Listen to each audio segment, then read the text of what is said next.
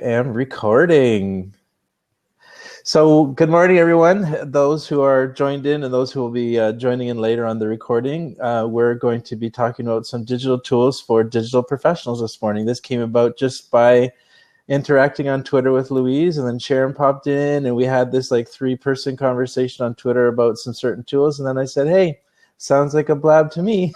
so here we are.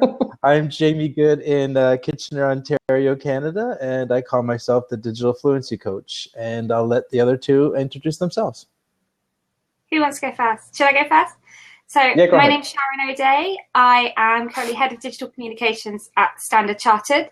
That's a bank based in the UK. I also blog at intranetizen.com about intranets and digital workplace. Awesome. All right, and hello everyone. This is Luis Suarez. I currently work as a freelancer and as an advisor around social business and digital transformation. I used to work for a big, large company back in the day for 17 years, and 2 years ago I decided to run free as a bird kind of thing, and here I am. Yeah, I know. Free as a bird.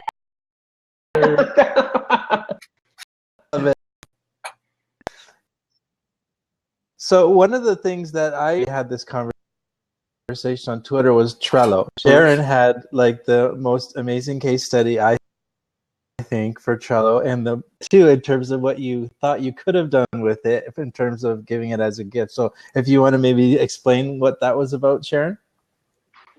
Okay. So I think, are you talking about the wedding one? Yeah. Yeah. So I love Trello. I'm a big convert to Agile generally. We've started moving to it at my previous job. So I have a kind of Agile approach to doing everything now, and I have a Scrum board for pretty much everything. And Trello is amazing. It's like a Scrum board on steroids. So everything that you want, you can create lists, you can create cards. For anyone who's not familiar with it, you go to Trello.com. It's free. You can pay for some of the premium services, but the basic one does pretty much everything you need it to. In my case, I have a kind of to do, doing, and done as 3 columns, and I have cards that move them across. But unlike some of the other kind of traditional Scrum board type programs, you can add all sorts of rich content to it. So you can add multiple people to it. You can work in teams. You can put all your due dates. What I particularly like is you can add in little checklists and labels, and it's really, really well integrated with tools like Slack or Google Docs. So I have, I'll have a list of blog posts that I would like to write, and they'll be in one column, and then I can add in supporting information and background. It just keeps everything in one place in a really visual way to keep track of it. So we use it to run Intranetizen, which is my intranet blog. There's me and 3 others who are other practitioners, and we have a much bigger board. So we've got sort of post ideas. Can I use screen share on here? Unfortunately. Okay. Well, maybe I think I might blog about this afterwards, and I'll do a screenshot so people can take a look. So the one we have for Intranetizen, everything sort of moves across the panel after. So we'll start with post ideas, and they'll just be random things that we've thought of. Then all 4 of us can comment on it. Then when that becomes a draft, we'll move it to the next column, and then as it takes on more shape and it's for editing and it's kind of nearly ready, we'll move across to the next one. And then finally into posted. And that way we can see what we've got in the pipeline, where it is, what the backgrounds are. And if someone's got a question to say, did you think of taking this angle, or that bit doesn't make sense, we can kind of tick it off as we go along. And it's just a great way for a team to collaborate really openly about what we're doing, even though we almost never meet face to face. Oh, wow, that sounds amazing. And I think one of the things you mentioned about it, too, is you like that it's a bit more visual than other options out there, right?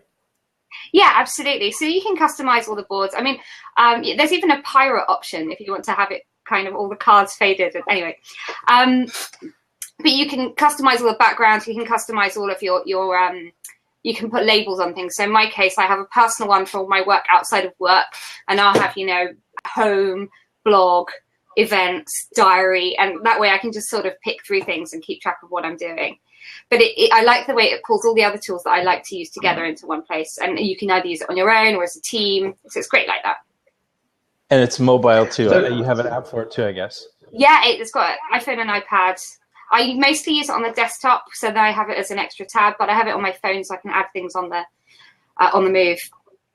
Awesome. So Sharon, right? Jamie, let me ask a question to Sharon, because she's describing pretty much how most people that I know are using Evernote, right? So Sharon, if you are familiar with Evernote, why Trello and no Evernote? Do you know what? Maybe I need to give Evernote another go. But when I was using Evernote quite a lot back in the day, so maybe 2010, 2011, and I just found the UX a bit clunky. And then I started using Trello, I guess around the same time. I'm trying to remember when I started using it. And I just find it a lot easier to use. It's much more visual, and it's just really easy and seamless. So maybe Evernote's come on since I used it last, but it's a while since I looked at it. No, the reason why I was asking is because I know a few friends who swear and die by Evernote. If you don't talk Evernote, you're not part of their religion, right? And when I first talked to them about Trello, they said, like, "What's this?" I said, "Well, it's a task management tool, but look at all the things that it can do for you." And they started saying, like, "Oh, this is like Evernote." I said, "Well, like, no, it isn't."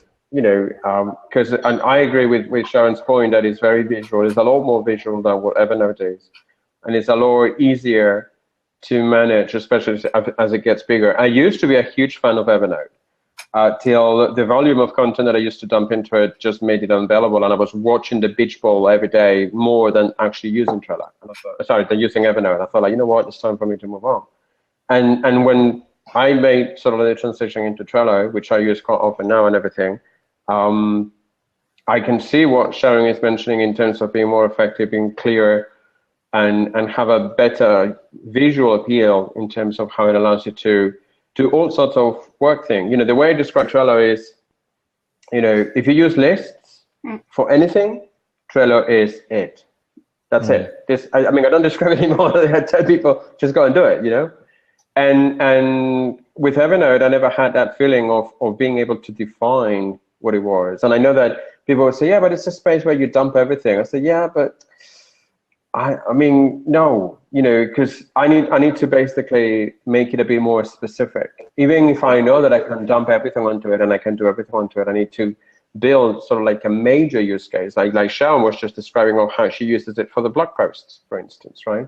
And then from there onwards, you go and build up new different use cases that you can apply to it and everything else. And that's why I was curious as to why Evernote why not Evernote versus Trello kind of thing. Maybe I'm just not a very good Evernote user, but I quite like the way on Trello that you can keep all of the different bits of your life separate and organized in the same sort of, or apply different organizational methods to each of them.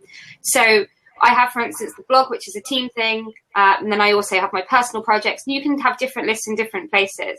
And I'll have one for my, at work life and the things that I'm doing outside of work. So maybe it's the way that you can break it up and bring some order to it. Whereas my experience of Evernote, and it has been a while, I admit, is that it does just become a place that you can dump stuff. I'll save all of my files, a bit like Google Drive. I save everything in Google Drive, but actually I have to really, really make an effort to go back and tidy up the folders and move stuff around, because actually I tend to just dump stuff in there and then have to use search to find it afterwards. So let me ask you another follow-up question. So when you first started using Trello, do you start using it for personal use or for business use? First of all, for personal. Right. That's the wedding. Right. Wow, that's a brilliant use case. Yeah, totally. And it worked, obviously, right? Yeah, so that was great. We had, doing and done, and then, rings, venue, all the different things that you have to buy and look up. And I think at the end, on my wedding day, I just had one card left that said "Get married" under the to-do column. And then you knew that there was no other option, no other way back, right? Yeah, it's like, project closure report coming up.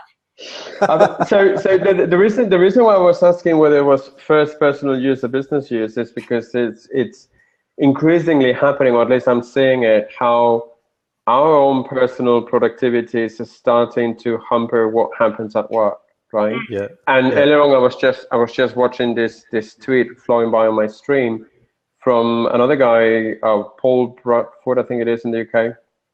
Can't remember his surname exactly.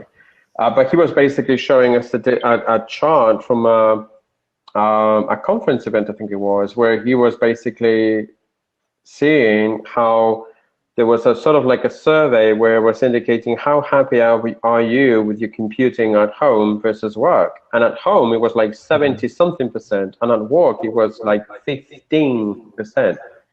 And I thought, like, wow, okay, there's a bit of a disruption in there going on, you know? And that's why whenever people start telling me how they use all of these various different digital tools, it's a question that I keep always asking people to see what triggered them.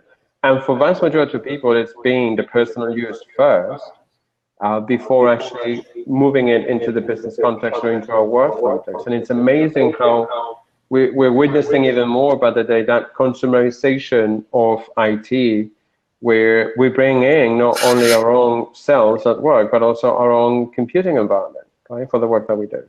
It's incredible. Absolutely. And actually, where I'm talking here about the tools that I use, the ones that I use at work are often completely different because I work for a big corporate. I'm not a freelancer like you guys. So everything is pretty locked down.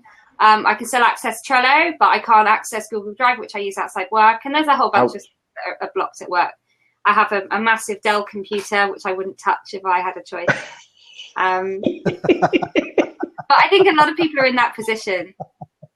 Oh yeah, you know, I mean, I was back on my previous corporate life. I had the freedom of choosing my own computing devices, right? But plenty of other people didn't, and it was like these two worlds colliding, you know, because I was basically bringing in all of these really cool tools because of the kind of job that I had as an evangelist, as a, you know, social business evangelist at the time and everything else, and people were telling me like, my God, why can't we use all of these tools that you keep playing with? And I said, well, I guess I was lucky enough that at the time I had that exposure, but also the freedom to install it on my own computer device and play around with it, right? And I know most of these are like web-based and everything else, but a number of them are still owned. They're still desktop apps or mobile apps and everything else. And I think that one of the things that is happening is that there's this whole controversy around the bring your own device, the BYOD thing, and how, you know, if you talk to security teams, they will freak out,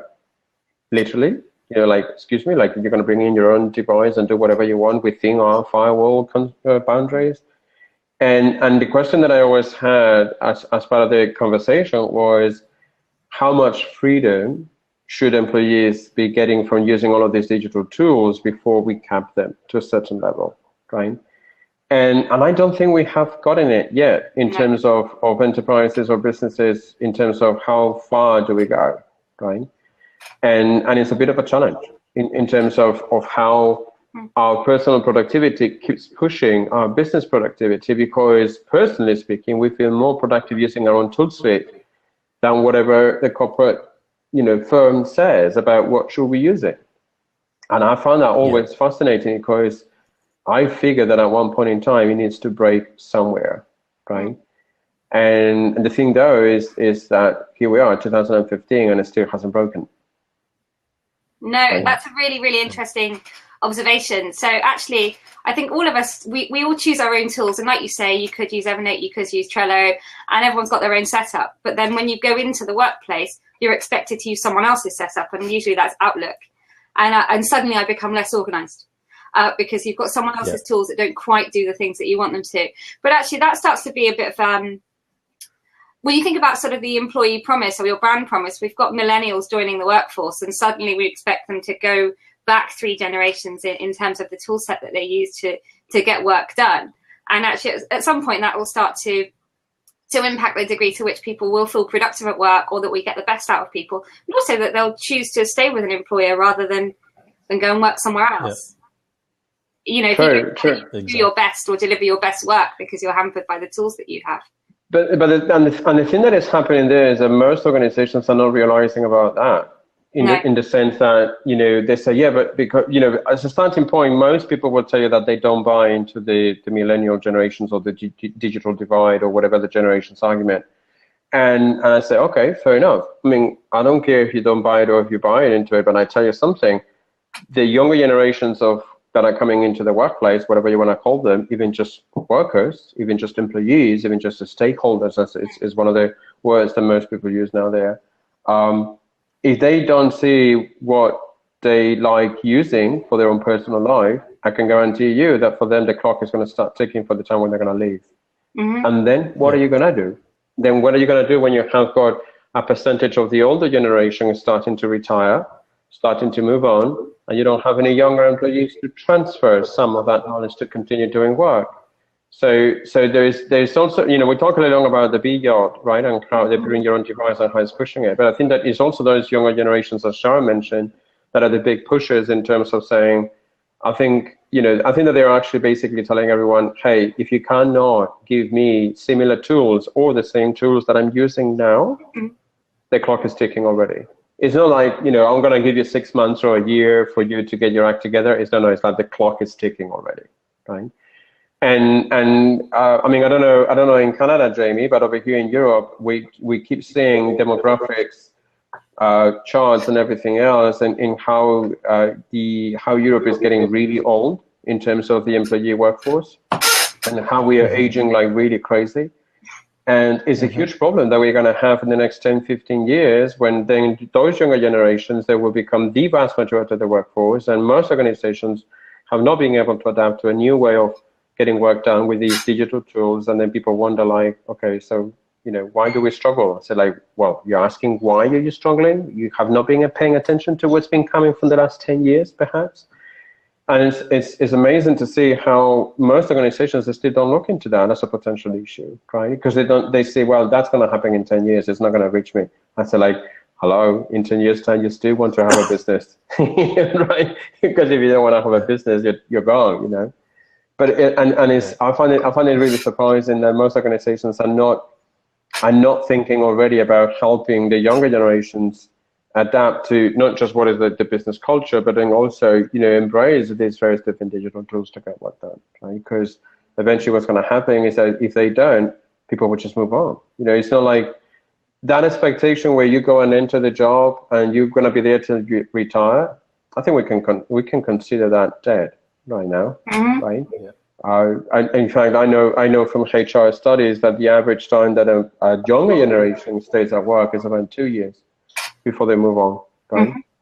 And all the similar HR studies, they tell you that an employee is considered productive after 3.5 years work, right?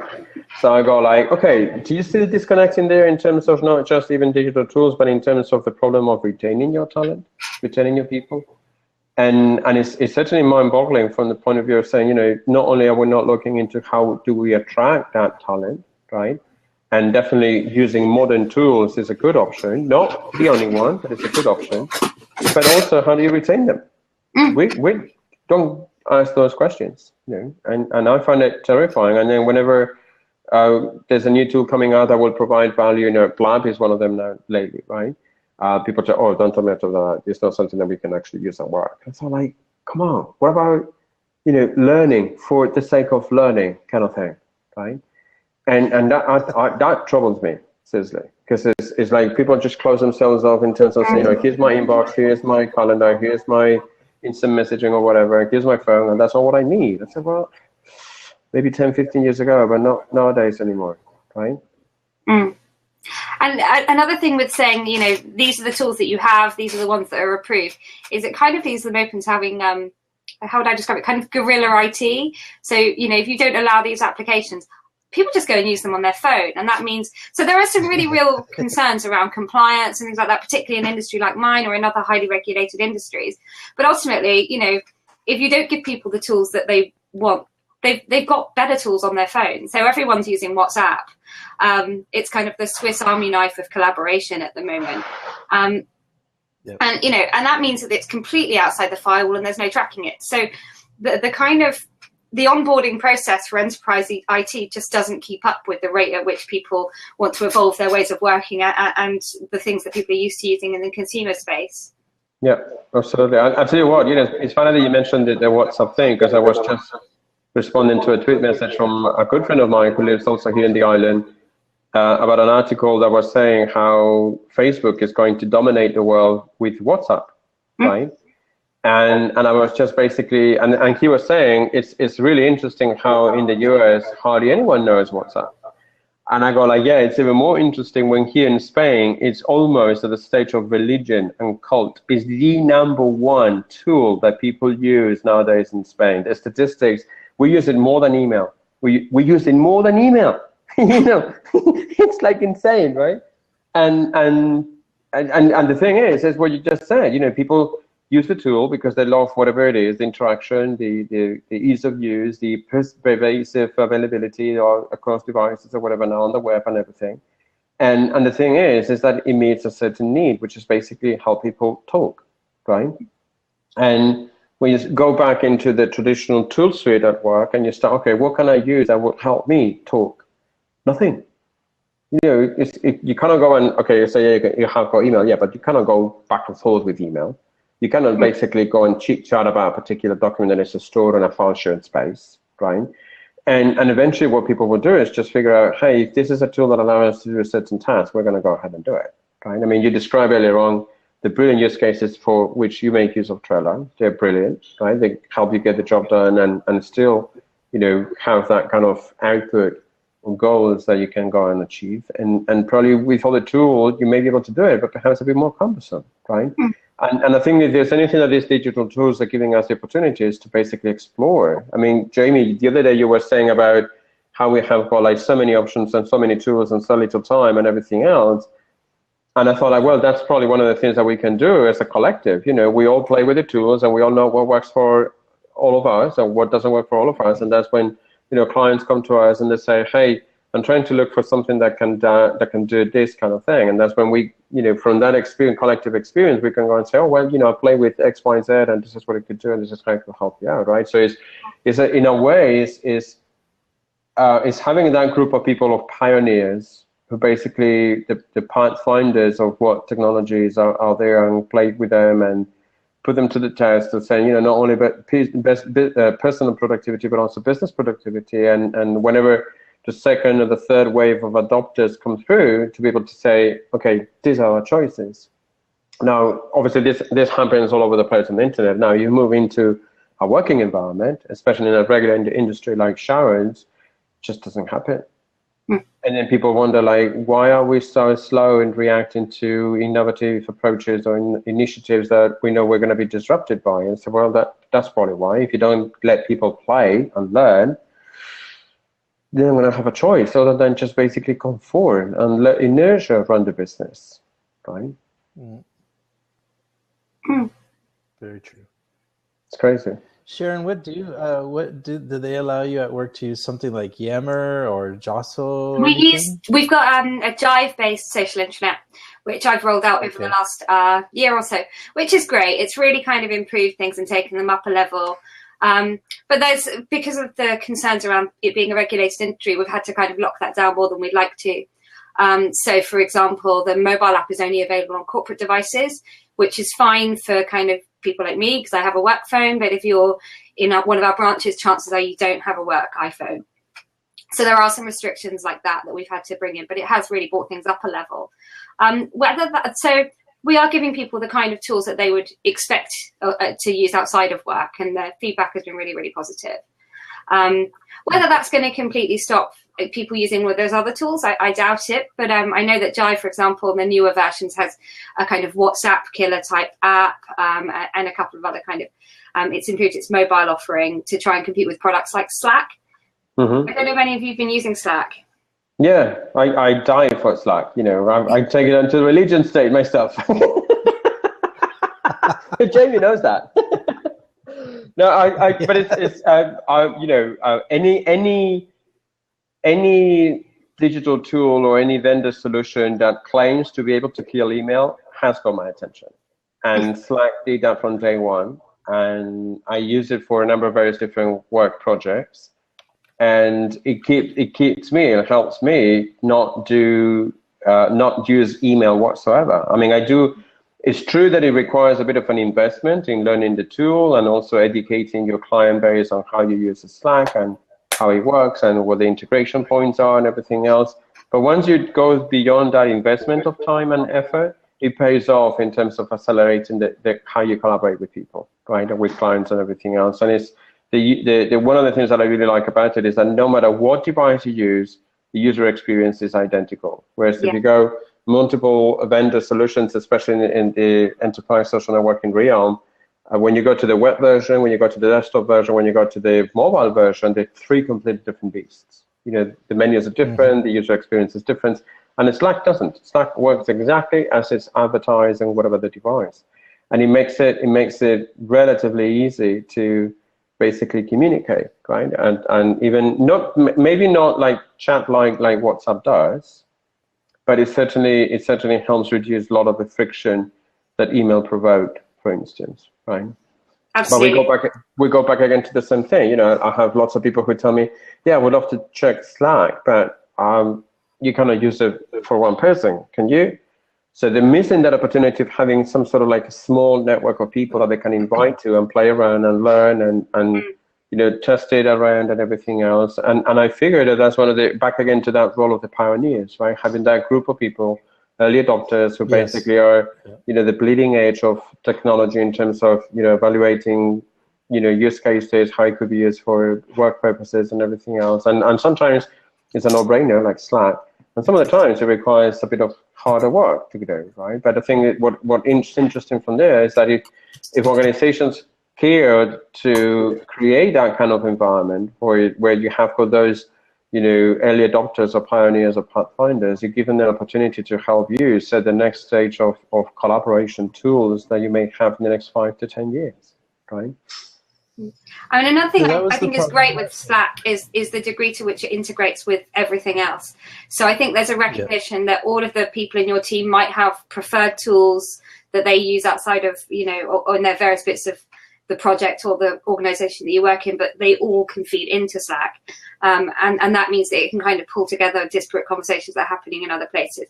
So I'm on a user group for the it's called the Parliamentary User Group, people who want to feedback on the UK Parliament website and digital services. And we use it really, really effectively to kind of share documents, to chat about things that we've seen in the kind of digital democracy space. But what we can do is have a Slack chat, move into a Google Hangout, and from there we'll kind of fairly seamlessly go to collaboratively editing a document in Google Drive, and then it all ties back into the Slack, so you can always find what you're looking for. I mean, my one point with Slack is if you're in multiple Slacks or Slack groups, moving between them can be a bit clunky. That's probably but they're always iterating the product, so I'm sure that will improve soon. But I don't know, are you using a Mac or the Windows version? I'm on a Mac, but I tend to do most of it on my phone because it's blocked at work.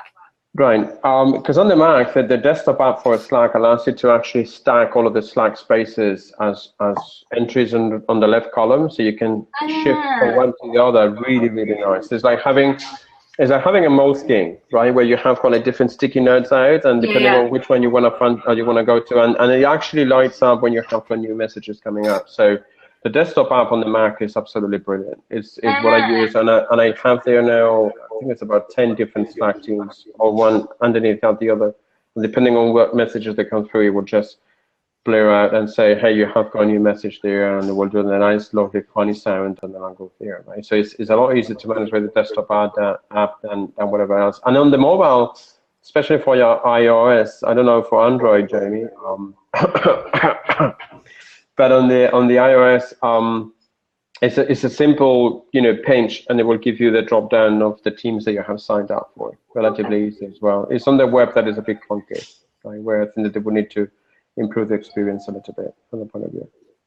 But I totally agree with you that the integrations is absolutely amazing. It's actually what I tell people that will make Slack successful as an enterprise tool, right? Because most of the times, you know, when you talk to various different organizations, they tell you that they use one or the other tool, or they use 4, or they use 5, and they don't have this tool that looks over them, right, as a helicopter view, where you can actually cross-pollinate interactions from one to the other. And they found it a challenge because they figure that they have got silos in each of those different tools, right, because they don't talk to one another. And all of a sudden you have got Slack coming in with those integration points, and you realize Slack does that. It brings you that helicopter view of checking out what everything else is happening in the various different tools, and then bringing it into the unified experience. And I say, you know, if you're looking for that kind of thing, Slack is it. You know, it's what it gives you that opportunity to, you know, still keep the spaces individually where you want to go and do certain things, and then always come back to that general place where you can actually integrate everything. Yeah, that's huge. That's in terms of breaking silos where it's necessary and appropriately. It's as good as it gets, at least from what I know, from what I have seen out there. Right. I'm curious now, Lewis. So I know it's been some years now since you used email. Do you still do documents? And if so, what do you use for them? I'm not gonna lie to you. I hardly use documents. The only time where I use documents is when I need to send a proposal to a client, right? And typically, what I use is something very similar to Google Docs, but on a cloud offering, which is called IBM Connections Cloud, which is basically for my former employer, where I have got IBM Docs, which is exactly like Google Docs, but it gives me the opportunity to then embed it into the social network that I sign up for as well as part of the same package, right? So I typically use that to collaborate for that document creation. The reason why I said that I'm not going to lie in terms is that I hardly create any documents anymore is that I refuse to create documents. And I'm going to explain what I mean with that. I've always felt that the moment that you put a piece of knowledge in a document, that's the moment that you lock it in, right?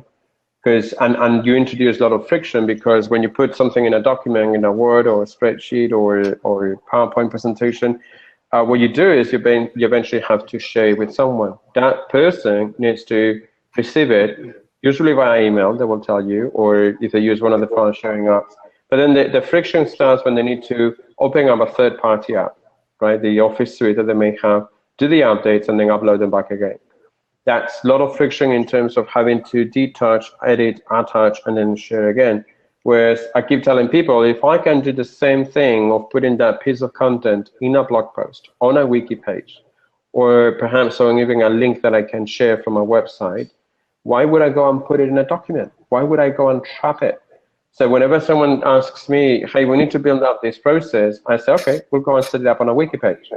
And then we work on a wiki page where we all update, not concurrently at the same time, unfortunately, like Google Docs does, but it allows us to do the interactions as if it were like standard wiki page, like Wikipedia and everything else. And we have got a tracking history of who does what for what purpose.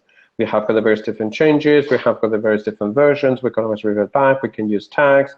We can use various different wiki pages to give it a structure if we need to, with multiple wiki pages, like a parent document, like a parent doc wiki page, and then children or whatever else. And eventually you build up an entire methodology. I work with a client, for instance, this year, where we develop an entire enablement plan of educating them on how to use a particular social networking tool using wiki pages.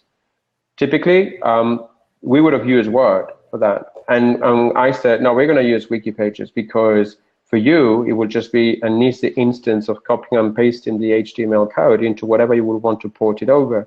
You compare intranet or another wiki page, a wiki engine, or whatever else, so it's easier than having to work with multiple attachments. And the beauty about using that kind of approach is that when you ask me about that piece of content, I only need to share one URL, and I can do it on whatever device, right? And for me, it's typically what I have always described as, we have been doing a lot of document-centric computing over the years, over the decades, I would say, right? And to me, what I want to do is I want people to transition into more of a people-centric computing, where you focus on the interactions, the content you develop, not the actual tool that you use to store that knowledge. And that's why I tried to work away from documents as much as I can. And like I said, right now, the only use case for me for documents is when I need to send client proposals. As soon as the client proposal is signed up and we agree on working together, that's when we move all of the interactions into a social networking space. That's how I roll, essentially, right? And what I really like about it is that, it allows me to bring people in as a massive fit. If I would have, and the way I describe it is, you could work with a client where you have multiple documents that you need to work on or whatever else. If you have got a new colleague, you rather need to go and send them all of the attachments in one single email, which means that you will blow off their inbox, or you will have to point them to a file share space where they will need to go and see everything that's been going on and tracking history or whatever changes and everything else. Whereas if I need to bring in someone new to a wiki page, here's the link, here's the actual content, the copy, and if you want to see all of the various different changes from before, that's the recent changes or the previous versions. That's it. In terms of onboarding an employee, or in terms of boarding a colleague working with you or co-working with you in a project, it's as fast as it can get, as opposed to being sent tons of attachments or files or documents or whatever. that basically just tell me where do I start?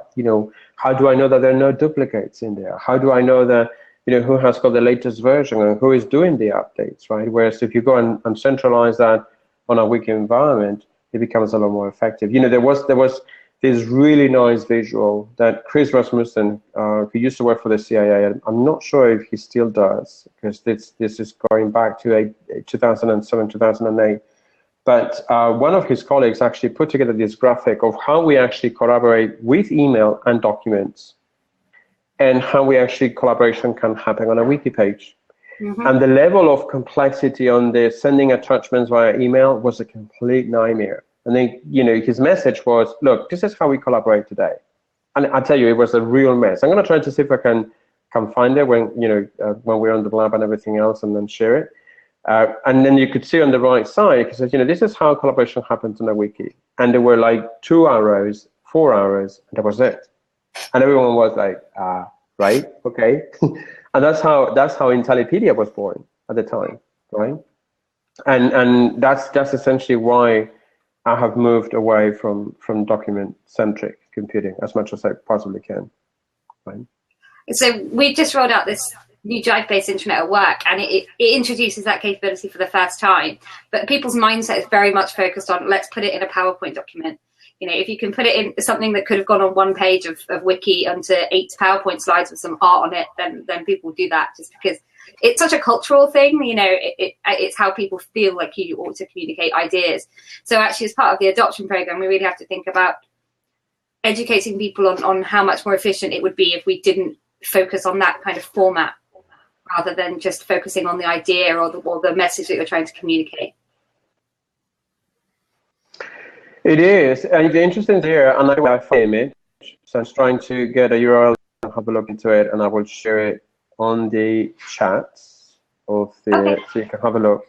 So if you, and funny enough, the actual blog post is from a former colleague of mine who still works at IBM, right? So, and I go, oh, John Mail, yeah, I know that name. But if you scroll down a little bit from the blog post, you will see the visual that I mentioned earlier on from Chris Rasmussen from the CIA. But what I was going to say is, along with the lines of what you said, Sharon, in terms of taking certain things for granted, is that at one point in time, we stopped asking, why do we do certain things the way we do, when we know that they're not as productive as we think they are, right? And I don't know if it is because we all want to be awfully polite and don't want to get people angry about it, or just basically we think, oh, I don't like this, but heck, who cares? I'm going to do it and get away with it. And one of the things that I always try to encourage people is to ask that why. Why do you do certain things? What makes you do certain things the way you do? And then people, ask me back, say, why should I do that? I say, well, exactly. Why should you do that? What is it for you that you do certain things the way you do when you know that deep inside that flow just doesn't work, doesn't make you effective, right? Mm-hmm. And then obviously, they say, yeah, but I don't want to be confrontational. I say, no, you're not. Please, you're just basically asking a very nice, polite, constructive question, which is, why do we do the things we do? I mean, it cannot be that hard, can it? And so much of that is about culture. So, I'm sure it was a difficult conversation when you first said to people, I'm just not going to read your email. I'm not going to do email anymore. I think because people have an expectation that's how you look productive. That's what productive feels like to them, when actually a lot of the time it's not productive at all, if you try and get back to this kind of logical origin. Exactly. And what is interesting from that is that sometimes you need to be the outlier. You need to be the awkward one. You need to be the brave one, if you call it, in terms of calling BS where there is BS, and say, this is enough. I went through that when I was working with my former employer with IBM in 2008, when one day in February, actually 15th of February, I came to work and I said, enough of this nonsense. I'm not going to use an email anymore. And obviously, hell unleashed, right? Or heaven unleashed. I'm still trying to figure out, right? But the thing is that there was a time when you need to have that certain flair of being an outlier to call it, because otherwise it won't happen, people will just basically take it for what it is, and then go with that inertia, and eventually it kills the effort from that point of view. And by the way, Jamie, I just looked into the link from the Wikinomics. That's the original visual. Absolutely wonderful. Thank you. No problem. Perfect. Thank you, Google. Yeah, no, thank you, Google. Thank you, Google, our dear friend. Absolutely. Awesome. Cool. Well, we're almost at 45 minutes, and just to keep it kind of nice and brief for people who might be watching the recording after, maybe we could look to kind of keep this nice and short, and then maybe we could do a part 2 another time about some other different tools and approaches too. Actually, there's a few things that have been said today that I'd love to expand on. So if you guys are up for it, maybe we could plan something in the new year. Let's do that and see if anyone else wants to join in. I would love to. Yeah, it would be great. There are lots of things that we can talk about in terms of adapting to this new wave of tools, right? So happy to go and meet up again. Absolutely. Brilliant. Awesome. Oh, well, good to chat to you both. Yeah. And hello to everyone. Yeah, it's been very nice. All right. Have a good rest of your day, and I will hopefully get a bit more warmth here, so I won't feel so jealous of 25 degrees. That's all right. That's all right. Don't worry. It will get summer next year for you sometime. You're lucky I'm not a jealous person, or I'd already unfollow you on Instagram because of all your beach pictures. I know. Life is tough. I will share one from our park today. Don't worry. Yes, okay.